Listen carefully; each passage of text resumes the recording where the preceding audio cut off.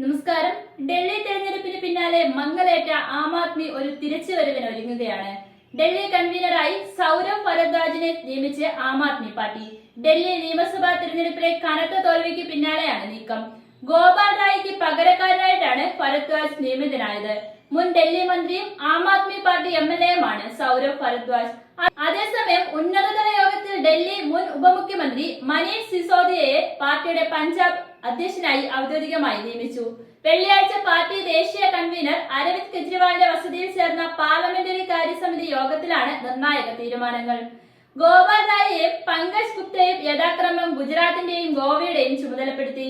സംഘടനാ പ്രവർത്തനങ്ങൾ കൈകാര്യം ചെയ്യുക, കേന്ദ്ര നേതൃത്വം നിശ്ചയിച്ച ലക്ഷ്യങ്ങൾ നടപ്പിലാക്കുന്നതിൽ സംസ്ഥാന കൺവീനറെയും ഭാരവാഹികളെ സഹായിക്കുക തുടങ്ങിയ കാര്യങ്ങളായിരിക്കും പഞ്ചാബിൽ സിസോദിയയുടെ ചുമതല. ഒപ്പം ആം ആദ്മിയുടെ വാഗ്ദാനങ്ങളും പഞ്ചാബ് സർക്കാരിന്റെ അജണ്ടകൾ നടപ്പിലാക്കുന്നുണ്ടോ എന്നും സിസോദിയ പരിശോധിക്കും. ആം ആദ്മി ഹൈക്കമാൻഡിനും പഞ്ചാബ് യൂണിറ്റിനും ഇടയിലുള്ള പാലമായി അദ്ദേഹം പ്രവർത്തിക്കുമെന്ന് പാർട്ടിയുടെ അടുത്ത വൃത്തങ്ങളെ ഉദ്ധരിച്ച് ANI റിപ്പോർട്ട് ചെയ്തു. വരും മാസങ്ങളിൽ പഞ്ചാബിൽ സിസോദിയ കൂടുതൽ സജീവമായി പ്രവർത്തിക്കും. ഇക്കഴിഞ്ഞ നിയമസഭാ തെരഞ്ഞെടുപ്പിൽ 27 വർഷത്തിന് ശേഷമാണ് BJP ഡൽഹിയിൽ ഭരണം പിടിച്ചെടുത്തിരുന്നത്. 70 അംഗ നിയമസഭയിലേക്ക് നടന്ന തെരഞ്ഞെടുപ്പിൽ 48 സീറ്റുകളാണ് BJP നേടിയത്. ഭരണകക്ഷിയായിരുന്ന ആം ആദ്മിക്ക് 22 സീറ്റുകളാണ് വിജയിക്കാൻ സാധിച്ചത്. എന്നാൽ അതേസമയം അഴിമതി ആരോപണം വിടാതെ പിന്തുടരുകയാണ് ആം ആദ്മിയെ. ആം ആദ്മി പാർട്ടി നേതാക്കളുടെ പേരിലുള്ള അഴിമതി ആരോപണങ്ങൾ കുന്നുകൂടുന്നു എന്നും വിലയിരുത്താം. ഡൽഹിയിലെ മുൻ ആരോഗ്യമന്ത്രി സതേന്ദ്ര ജെയിനാണ് വീണ്ടും അഴിമതി കേസിൽ കുടുങ്ങിയിരിക്കുന്നത്.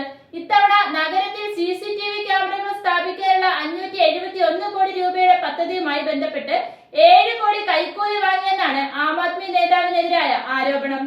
ക്യാമറകൾ സ്ഥാപിക്കുന്നതിൽ കാലതാമസം വരുത്തിയതിന് 16 കോടി രൂപ പിഴ എഴുതിത്തള്ളാൻ ജെയിൻ 7 കോടി രൂപ കൈക്കൂലി വാങ്ങിയെന്നാണ് കേസ്. ഡൽഹിയിലെ 70 നിയമസഭാ മണ്ഡലങ്ങളിലായി 1 ലക്ഷത്തിലധികം CCTVകൾ സ്ഥാപിക്കുന്നതിനായിരുന്നു പദ്ധതി.